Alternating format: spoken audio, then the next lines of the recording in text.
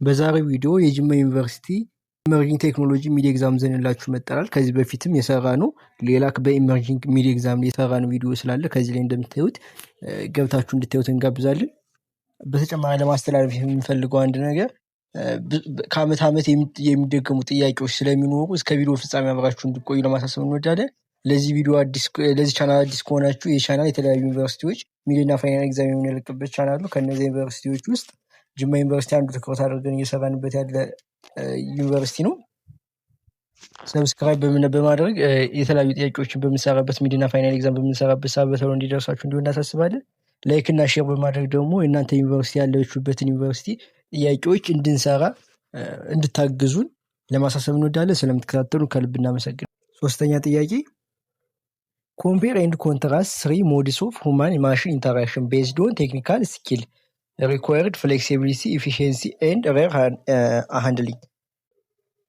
ጥያቄው ምንድነው እያለን ያለ ሁማን ማሽን ኢንተራክሽን ወይም ደግሞ የሰውና የማሽን ግንኙነት የምንላቸውን ሶስቱን ኮምፔር እና ኮንትራስት አድርጉልን እያለን ነው።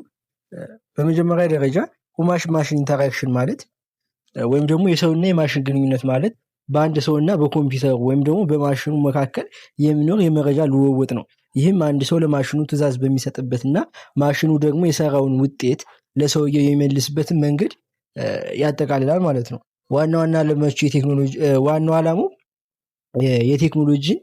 ቴክኖሎጂ በቀላሉና በብቃት እንዲጠቀሙ ምቹ ሁኔታ መፍጠር ነው።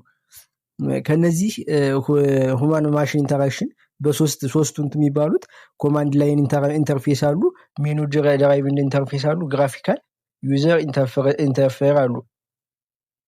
ኮማንድ ላይን ኢንተርፌስ፣ ሜኑ ድራይቭን ኢንተርፌስ እና ግራፊካል ዩዘር ኢንተርፌስ የሚባሉ አሉ። ከቴክኒካል ስኪል ሪኳየርድ ወይም ደግሞ እናንተን እውቀት ከመጠየቁ አንጻር ኮማንድ ላይን ኢንተርፌስ በጣም ሃይ ስኪል ይጠይቃችኋል እናንተ፣ ምክንያቱም እያንዳንዱን ኮማንድ እና ሲንታክስ በቃላችሁ ማስታወስ አለባችሁ። ስለዚህ ኮማንድ ላይን ኢንተርፌስ ምሳሌ የሚሆንልን ታይፒንግ ኮማንድስ ኢን ተርሚናል ወይም ደግሞ የሆነ ታይፕ ስታደርጉለት ማለት ነው ወደ ፋይል ወይም ደግሞ ወደ ቀድም ከዚህ ወደዛ ቦታ ሲወስዳችሁ፣ ለምሳሌ ኤልኤስ ስትሉት ወደ ሾ ፋይል ሲወስዳችኋል ማለት ነው። ከዚህ በፊት የሚታወቁ ነገሮች ናቸው። ስትጽፏቸው ወደዛ ቦታ ይወስዳችኋል። ይሄ ምንድነው አስቸጋሪ የሚያደርግበት ምክንያት አዲስ ሰው ማያውቅ አዲስ ሰው ከሆነ ለማድረግ ስለማያውቃቸው ኪወርዶችን ይከብደዋል ማለት ነው። ታይፒንግ ኮማንድ ኢን ተርሚናል ነው የሚባለው የኮማንድ ላይን ኢንተርፌስ ማለት ነው። ሜኑ ድራይቭን ደግሞ የሚባል አለ። ሜኑ ድራይቭን ከፍሌክሲቢሊቲ አንፃር ሎ ወይም ደግሞ በቃ ዝቅተኛ ወይም ደግሞ መካከለኛ የሚባል እውቀት ነው የሚጠይቅ ይሄ ሜኑ ድራይቭን ማለት ነው። ይሄን ብዙ ጊዜ የምንጠቀመው እንደምሳሌ የሚጠቀስልን ኤቲኤም ማሽኖች ናቸው። ስለዚህ ቴክኒካል ስኪሉ የሜኑ ድራይቭን ብዙም ያን ያህል አስቸጋሪ አይደለም ወይም ዝቅተኛ የሚባል ነው።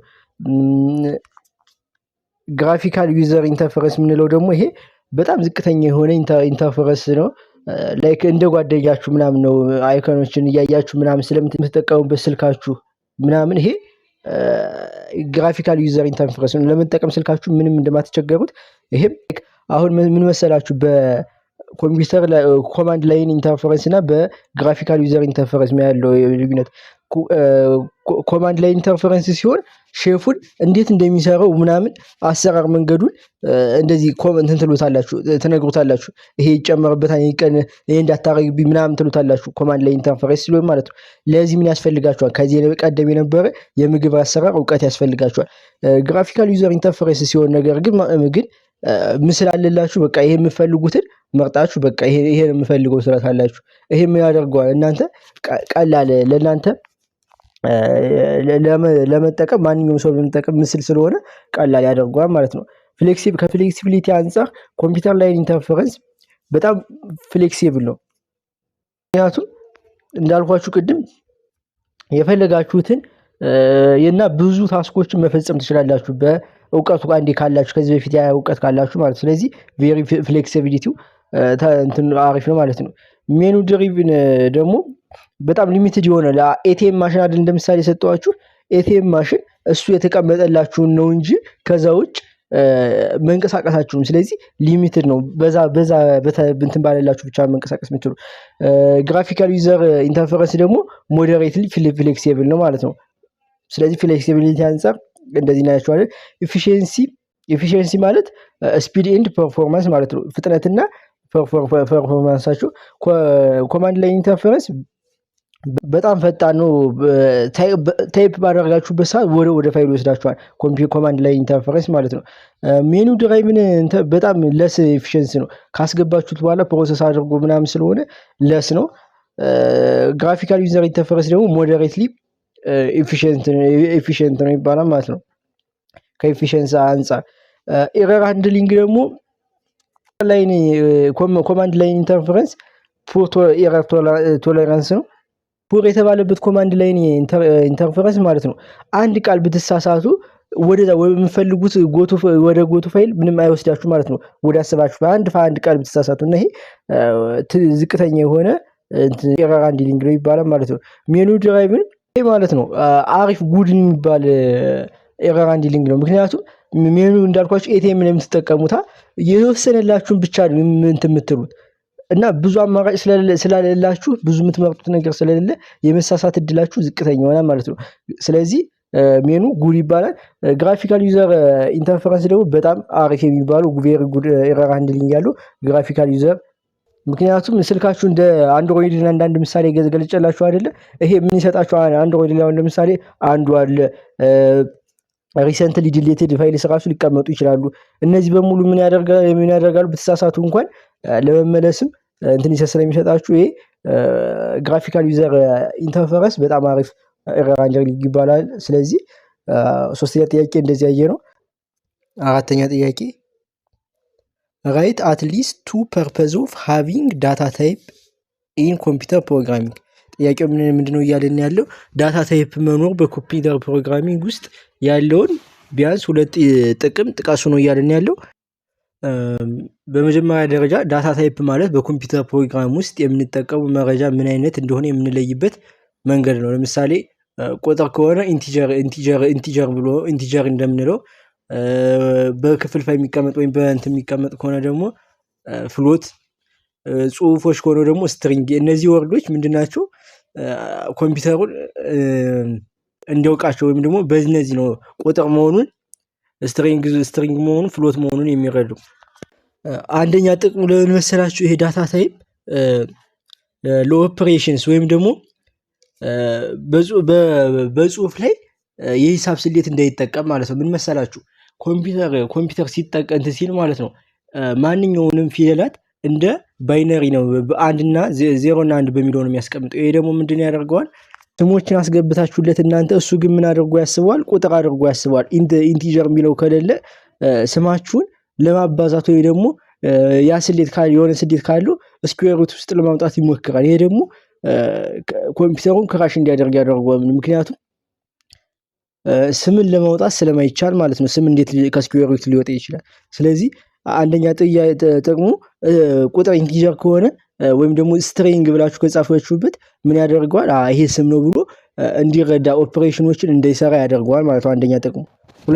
ሁለተኛ የዳታ ታይፕ ሁለተኛ ጥቅሙ የምንለው ለሚሞሪ ወይም ደግሞ ኮምፒውተር ለመረጃው የሚሆን በቂ ቦታ እንዲያዘጋጅ ይረዳዋል። ማለትም ሁሉም የምታስገቧቸው እነዚህ ዳታ ታይፖች የተለያየ ቦታ ነው የሚይዙት። ለምሳሌ ቡሊያን የሚባለው ትሩ ኦር ፎልስ የምንለው ማለት ነው። ይሄ ትንሽ ዝቅተኛ ቦታ ነው የሚይዘው እና ለእሱ ትንሽ ቦታ ነው ልትሰጡት የምትችሉ። ብዙ ቦታ ብትሰጡት የቦታ ብክነት ይፈጠራል። ኢንቲጀር መካከለኛ ቦታ ነው። ደብል ሰፋ ያለ ቦታ ብዙም ሰፋ ያለ ቦታ ነው የሚያስፈልገው። ስትሪንግ ደግሞ በጣም ብዙ ቦታ ነው እንትን የሚለው እና ለነዚህ ለትንሾች ብዙ ቦታ ብትሰጧቸው ብክነት ይፈጠራል። ለትልልቆች ደግሞ ትንሽ ቦታ ብትሰጧቸው ደግሞ መረጃው ተርፎ ሌላ ላይ የተቀመጠ መረጃ ሊያበላሽባችሁ ስለሚችል ይሄን ቀድሞ አስቀድሞ እንዲረዳ ወይም ሚሞሪው እንዲያደርግ ይረዳዋል ማለት ነው። ስለዚህ በአጠቃላይ አራተኛ ጥያቄ ይሄን ይመስላል። አምስተኛ ጥያቄ ሊስት ኤንድ ዲስክራይብ ዘ ማጀር አክቲቪቲስ ኢን ዳታ ቫልዩ ቼን። ምንድነው ጥያቄው እያለን ያለ የዳታ ቫልዩ ቼን ወይም ደግሞ የዳታ ሰንሰለት የምንለውን ጥቅም ሂደቱንና ጥቅሙን ነው እያለን ያለው። መጀመሪያ የምናገኘው ዳታ ዲስከቨሪ ወይም ደግሞ ኮሌክሽን አለ። ይሄ አይዴንቲፋይ ያደርግና ይለያል። ከዛ በኋላ ደግሞ ጋዘር አድርጎ ራው ዳታዎችን ከተለያዩ ዳታዎችን ይሰበስባል። ሁለተኛ በኋላ ዳታ ኢንቴግሬሽን አለ ሁለተኛ ላይ። ከዛ በኋላ ሁለተኛ ላይ ምንድነው ይሄ የተሰበሰበ አይደለ? እነዚህ የተሰበሰቡትን ዳታዎች ምን ያደርጋል? ሁለተኛው ኢንቴግሬሽን ወይም ስቶሬጅ የምንለው ክሊን ያደርግና ወደ ሴንትራላይዝ ሲስተም ወይም ደግሞ ዳታ ዌርሃውስ ይልካቸዋል ማለት ነው። ከዛ በኋላ ምን ይፈጠራል? ዳታ አናላይሲስ እናገኛለን። ዳታ አናላይሲስ ማለት መተንተን ማለት ነው። ይሄ ምን ያደርጋል? በዳታው ውስጥ ያለውን ፓተርን ወይም ደግሞ ትሬንዱን ስታቲኩን በመጠበቅ ወይም ደግሞ ከስታቲክ ውጭ ኤአይዎች በመጠቀም ምን ያደርጋል? አናላይሲስ ወይ ደግሞ ይተነትናል። ፓተርኑ ማለት ነው የሚተነትንልን።